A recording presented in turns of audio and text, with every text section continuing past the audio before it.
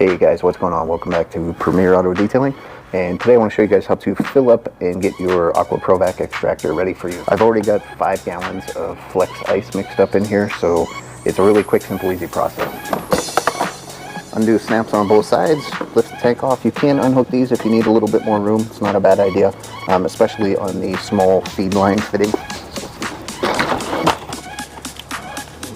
Give our extractor rinse a quick shake.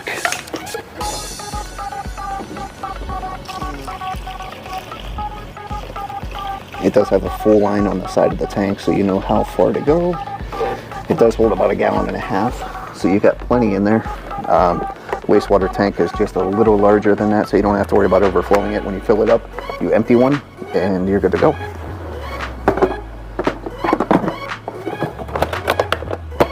Get that guy buckled back down, turn it on, plug it in, good to go.